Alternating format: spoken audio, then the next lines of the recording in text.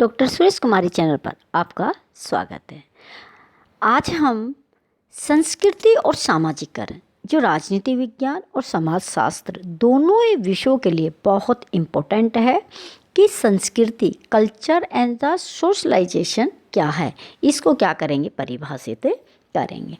तो देखिए, सबसे पहले हम देखते हैं कि संस्कृति क्या है, इसका अर्थ क्या है। देखिए, मानव समाज को अन्य समाजों से अलग करने का कार्य संस्कृति के द्वारा ही किया जाता है।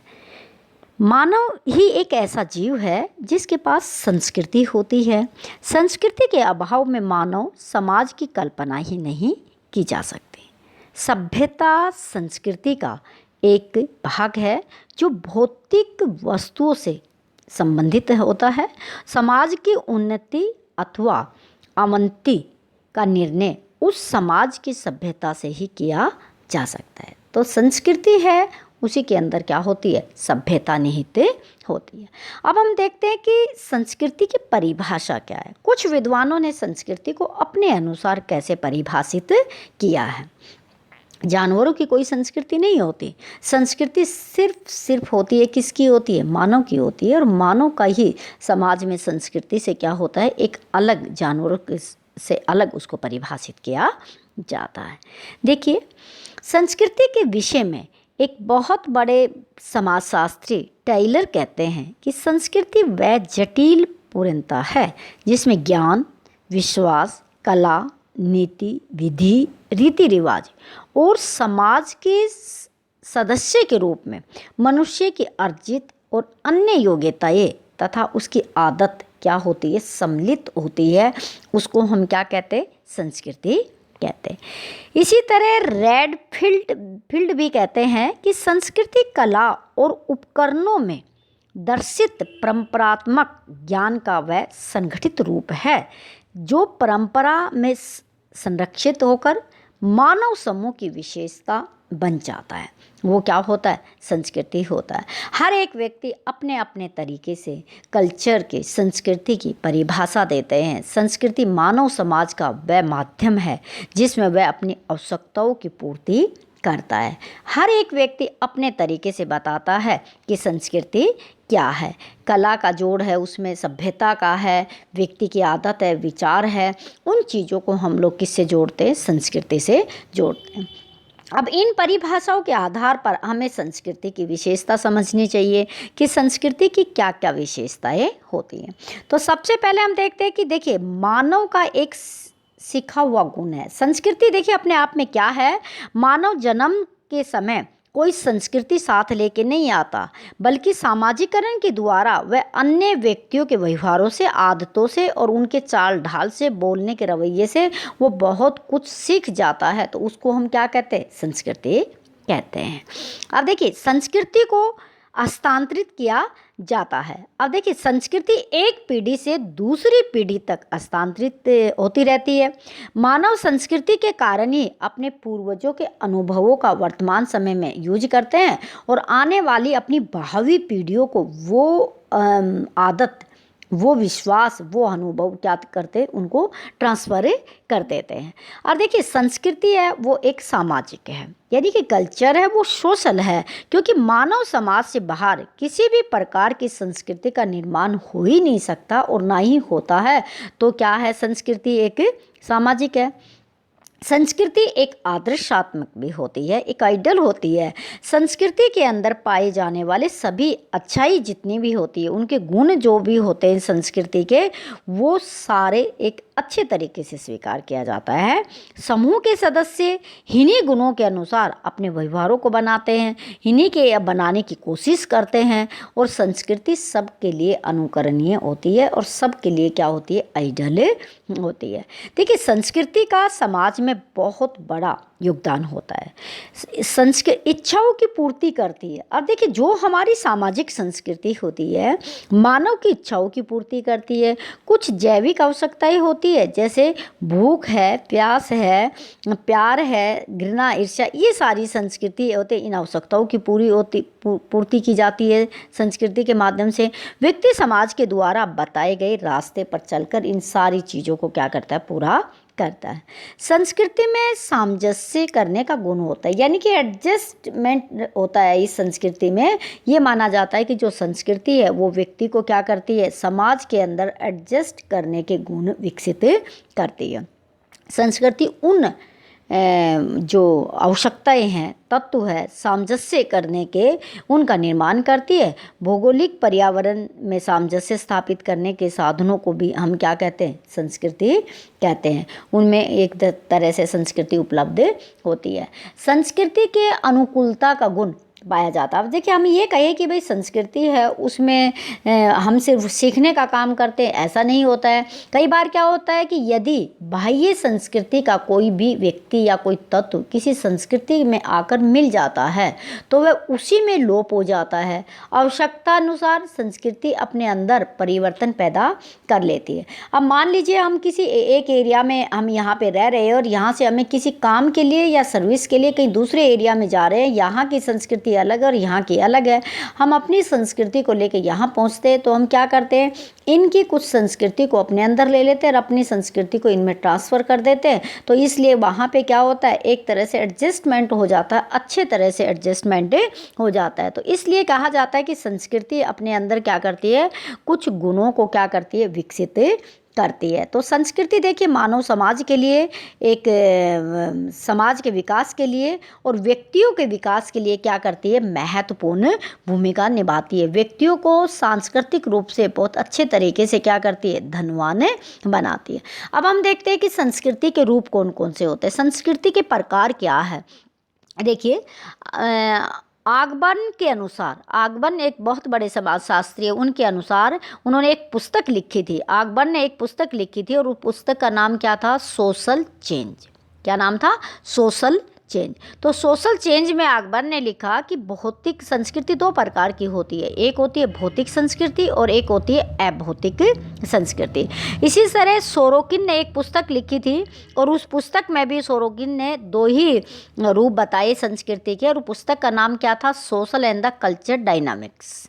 ये पुस्तक थी, किसने लिखी थी, सोरोकिन ने लिखी थी। और इसमें भौतिक संस्कृति को इन्होंने चेतनात्मक संस्कृति कहा और अभौतिक संस्कृति को विचारात्मक संस्कृति कहा। तो अब हमें यहाँ दोनों को ये समझना जरूरी होगा कि चेतन संस्कृति और अचेतन संस्कृति, भौतिक संस्कृति और अभौतिक संस्कृति दोनों की दोनों क्या है। तो दोनों विद्वानों ने जो कहा वो क्या है, देखिए भौतिक संस्कृति और चेतनात्मक संस्कृति एक जैसी चीज़ है, दोनों एक जैसी चीज़ है, जबकि अभौतिक संस्कृति और विचारात्मक संस्कृति एक अन्य प्रकार की दूसरी संस्कृति है, वो अपने आप में एक जैसी है। अपने बाहरी और भौतिक सुख सुविधा की चीज़ें जैसे औजार, मकान, संचार के साधन आदि भौतिक संस्कृति के अंतर्गत आते हैं, जबकि अभौतिक संस्कृति में जन रीतियाँ, रूढ़ियाँ, भाषा, धर्म, संगीत, प्यार आदि चीज़ें क्या होती है, सम्मिलित होती है। भौतिक संस्कृति तेजी के साथ वर्तमान समय में बढ़ रही है, जबकि अभौतिक संस्कृति अपने धीरे क्या कर रही है, विकास कर रही है। जितना बढ़ना चाहिए उतना विकास नहीं कर पाती है। तो हम इन दोनों के आधार पर कह सकते हैं कि दोनों संस्कृतियों में अंतर आ जाता है, जिसे सांस्कृतिक विलंब या फिर सांस्कृतिक अलगाव कहा जाता है। ये बहुत इम्पोर्टेंट है जाता है कि जब भौतिक संस्कृति व्यक्ति ऐश आराम की चीज़ों के लिए इन चीज़ों को, अभौतिक चीज़ों को, धन को, दौलत को इकट्ठा करना शुरू कर देता है और उसके विचारों में और अलौकिक शक्ति उसकी कम हो जाती है, तो इस भावना को हम क्या कहते हैं, सांस्कृतिक विलंब या सांस्कृतिक अलगाव कहते हैं। इसके ऊपर अलग से एक वीडियो बनाया जाएगा कि सांस्कृतिक अलगाव इसके क्या कारण है। और ये समाज के लिए देखिए बहुत ही दुखदायी होता है जब हम भौतिक चीज़ों की तरफ भागना शुरू कर देते हैं और आध्यात्मिक और अभौतिक चीज़ों की तरफ हम कम रुझान रखते हैं। तो देखिए सांस्कृतिक विलंब और सांस्कृतिक अलगाव इस के अंतर को कहा जाता है, जो गैप होता है उसको कहा जाता है। समाज में परिवर्तन के लिए सांस्कृतिक विलंबन भी एक कारक और कारण होता है। यानी कि ये जो एक तरह से विडंबना है हमारे लिए कि दोनों संस्कृतियों में इतना बड़ा अंतर है। दूसरा हम देखते हैं कि भौतिक संस्कृति और चेतनात्मक संस्कृति है। अब भौतिक संस्कृति और चेतनात्मक संस्कृति देखिए, एक नंबर पे हम इसको परिभाषित करेंगे। भौतिक संस्कृति में वे सभी भौतिक पदार्थ आते हैं जिन्हें समाज के सदस्य प्रयोग करते हैं। बीरस्टीड ने लिखा है, बीरस्टीड समाजशास्त्री ने लिखा है कि किसी समाज की भौतिक संस्कृति उस समाज में किसी व्यक्ति विशेष के जन्म से पहले होती थी और अब भौतिक संस्कृति से उसे अपने जीवन का सामंजस्य स्थापित करना पड़ता है। मकानों, सड़कों, रेल आदि का हमारे दैनिक जीवन पर प्रभाव पड़ता है। भौतिक संस्कृति में आकर्षण होता है, जबकि भौतिक वस्तुओं में प्रभावित होती है तो हम उसको अपनाने की कोशिश करते हैं। और भौतिक संस्कृति के तत्व पूर्ण होते हैं, इसीलिए हम उनकी तुलना कर सकते हैं। किसी भी कक्षा का पंखा खराब है, मेज, कुर्सी भौतिक संस्कृति के क्या होते हैं? अंग होते हैं। यानी कि भौतिक संस्कृति को आप आराम से प्रत्यक्ष आंखों से देख सकते हैं, उनकी तुलना कर सकते हैं, उनकी तरफ आपका आकर्षण बढ़ता है, तो वो क्या होती है? भौतिक संस्कृति होती है। या उसको हम चेतनात्मक संस्कृति, सोरोकिन के अनुसार उसको हम चेतनात्मक संस्कृति कहते हैं। अब आइए हम चर्चा करते हैं कि जिस तरह भौतिक संस्कृति है तो अभौतिक संस्कृति क्या होती है। अभौतिक संस्कृति में क्या होता है? तो देखिए, अभौतिक संस्कृति क्या होती है? संस्कृति का वह भाग है, अभौतिक संस्कृति संस्कृति का वह भाग है जो अमूर्त है तथा जिसका संबंध विचार से है, उसे अभौतिक संस्कृति कहते हैं। अभौतिक संस्कृति के अंतर्गत धर्म, कला, संगीत, रीति रिवाज आदि चीज़ें सम्मिलित होती है। अभौतिक संस्कृति की ये प्रमुख विशेषता है कि उसके तत्व आसानी से उन व्यक्तियों द्वारा ग्रहण नहीं किए जाते जो उस समाज के सदस्य नहीं हैं। जैसे हम दूसरा धर्म आसानी से नहीं अपनाते। अभौतिक संस्कृति के तत्व अमूर्त होने के कारण ये नहीं कहा जा सकता कि कौन सी संस्कृति श्रेष्ठ तथा कौन सी निम्न होती है। तो अभौतिक संस्कृति जो है वो एक तरह से विचारात्मक संस्कृति है और उनको हम किसी ना किसी तरीके से अपनाने की कोशिश करना चाहते हैं, लेकिन हम आप ही उससे दूर जाते हैं। उसमें क्या नहीं होता, उसमें जाने के लिए कुछ अच्छा नहीं लगता लोगों को, क्योंकि उसमें बहुत सारी भौतिक चीज़ों को छोड़ना पड़ता है। अब हम देखते हैं कि भौतिक संस्कृति की क्या विशेषता है। देखिए, भौतिक संस्कृति में एक तो क्या होता है, इसका मूर्त स्वरूप होता है, आकर्षण होता है इसके अंदर कि व्यक्ति जल्दी उसकी तरफ भागता है। इसमें गुणात्मक वृद्धि होती है, यानी कि पुरानी से नई चीज़ अधिक क्या होती है? गुणकारी होती है, इस तरह। अच्छा, इसमें एक ही प्रकार की वस्तु को प्राप्त करने के अनेक रास्ते होते हैं और इसको हम माप सकते हैं, इसको हम तोल सकते हैं और इसको देख सकते हैं। उदाहरण के तौर पर भौतिक संस्कृति के उदाहरणों में मशीनें आ गई, कला संबंधी वस्तुएं आ गई, वाहन, फर्नीचर इत्यादि, सड़क, इमारत, घर, आपके आभूषण, आपके कपड़े, इस तरह की जो चीज़ें हैं वो सारी चीज़ें किस में आते हैं? भौतिक संस्कृति में आते हैं। अब हम देखते हैं कि अभौतिक संस्कृति के क्या विशेषताएं हैं, क्या लक्षण है। देखिए, इसमें एक तो अमूर्त तत्व होता है, इसको मापना संभव नहीं है, इसको आसानी से अपनाना और छोड़ा नहीं जा सकता। इसका प्रत्येक संबंध विचार तथा आदर्श नियमों से होता है। इस संस्कृति का वास्तविक स्वरूप उसके अभौतिक पक्ष से ही जाना जाता है। अब देखिए, आप किसी भी तरीके से भौतिक संस्कृति को धीरे धीरे अगर छोड़ते हैं और अभौतिक संस्कृति की ओर आप लोग जाते हैं तो उसको क्या करती है? उसको आप छोड़ते हैं, यानी कि आप एक में अच्छे से रह सकते हैं, दोनों में आप एक साथ रहना आपके लिए क्या होता है? मुश्किलें होता है। अब हम देखते हैं, देखिए दोनों संस्कृतियों में अंतर क्या है। भौतिक संस्कृति यानी कि चेतनात्मक संस्कृति, अभौतिक संस्कृति यानी विचारात्मक संस्कृति। तो दोनों में अंतर क्या है? भौतिक संस्कृति के तत्व मूर्त होते हैं, जैसे मोटर और रेल, पंखा। अभौतिक संस्कृति के तत्व अमूर्त होते हैं, जैसे धर्म, नृत्य और संगीत। ठीक है। उनका गुणात्मक माप संभव होता है भौतिक संस्कृति का, और अभौतिक संस्कृति का गुणात्मक माप संभव नहीं होता। भौतिक संस्कृति को हम आसानी से स्वीकार कर लेते हैं, जैसे जर्मनी की बनी कार भारत में बहुत लोकप्रिय है, और अभौतिक संस्कृति के तत्वों को आसानी से स्वीकार नहीं किया जा सकता। भौतिक संस्कृति में क्या होता है कि ये कहना संभव है कि ए देश की भौतिक संस्कृति ब देश से विकसित है। ये कह सकते हैं कि यूएसए की संस्कृति पाकिस्तान की संस्कृति से ज़्यादा श्रेष्ठ है, ये कहा जा सकता है। लेकिन अभौतिक संस्कृति में एक क्षेत्र का नाम लेकर आप ये वक्तव्य वैज्ञानिक दृष्टि से नहीं दे सकते। आप उसको माप ही नहीं सकते, आप उसको तोल नहीं सकते, देख नहीं सकते, तो ये आप उसको कैसे कह सकते हैं। नेक्स्ट हम देखते हैं कि दोनों में क्या अंतर है। देखिए, भौतिक संस्कृति के तत्व आकर्षक तथा लोकप्रिय होते हैं। सभी देशों में एक दूसरे देशों में भौतिक संस्कृति के तत्व होते हैं, वो क्या होते हैं कि बहुत ज़्यादा लोग पसंद किए करने वाले होते हैं, उनको लोगों के द्वारा पसंद किया जाता है। अभौतिक संस्कृति के तत्व अपने देश में ही लोकप्रिय हो सकते हैं, अन्य समाजों के द्वारा उन तत्वों को लेना, स्वेच्छा से स्वीकार करना बहुत मुश्किल होता है। अब नेक्स्ट देखिएगा, दोनों में अंतर क्या है। भौतिक संस्कृति अधिक अंशों में संचयी होती है और अभौतिक संस्कृति कम अंशों में संचयी होती है। भौतिक संस्कृति को अगर किसी को कहा जाए इकट्ठा कर लीजिए, तो आप घर में बहुत सारे पैसे, बहुत सारी चीज़ों को आप इकट्ठा कर लेंगे, आपकी आदत बन जाती है।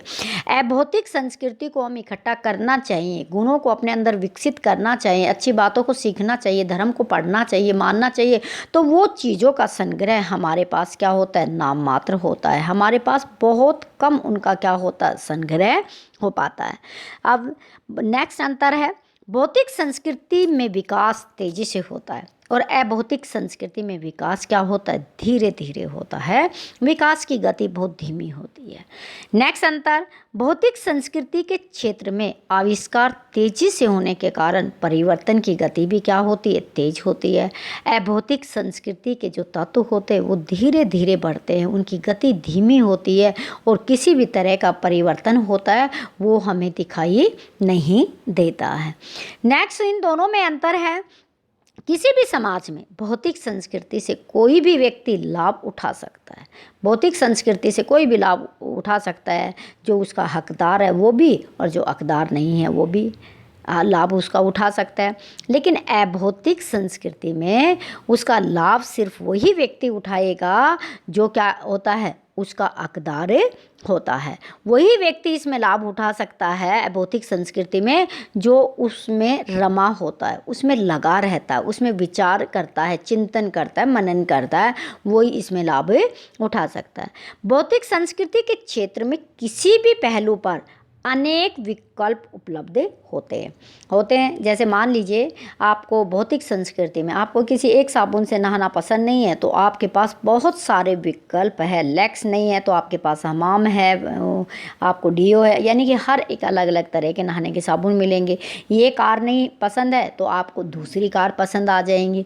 इस तरह के वस्त्र नहीं है तो आपके पास दूसरी तरह के वस्त्र पसंद आ जाएंगे। तो लोगों को बहुत सारे विकल्प छूट होती है कि वो किस तरह की भौतिक संस्कृति का अपनाए, उसका पालन करे, उसको ग्रहण करे, उसको स्वीकार करे। और यहाँ पे लोग संस्कृति को क्या करते रहते हैं, समय समय पर भौतिक संस्कृति को बदलते भी रहते हैं अपनी इच्छा के अनुसार।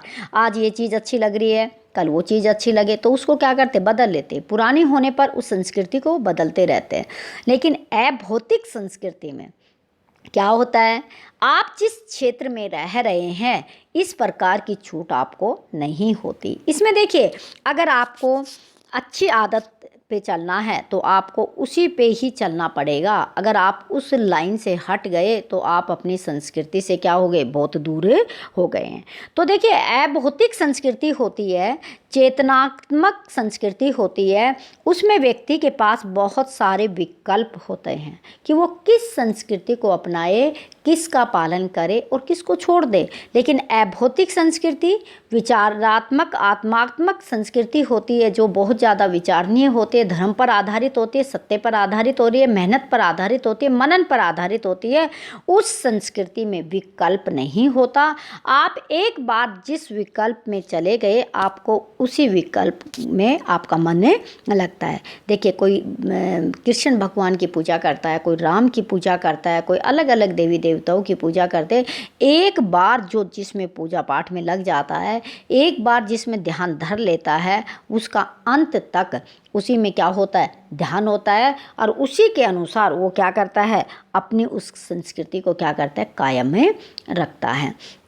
आज के चैप्टर में इतना ही इतना ही पूरा एक्सप्लेन, लेकिन इस चैप्टर की और भी कई वीडियो बनाई जाएंगी, जो संस्कृति के अलावा सभ्यता को भी क्या किया जाएगा, एक्सप्लेन किया जाएगा। इस वीडियो में इतना ही। वीडियो पसंद है तो आप इसको लाइक कीजिएगा, शेयर कीजिएगा। चैनल पे नए हैं तो आप इसको सब्सक्राइब कीजिएगा। Thanks for watching.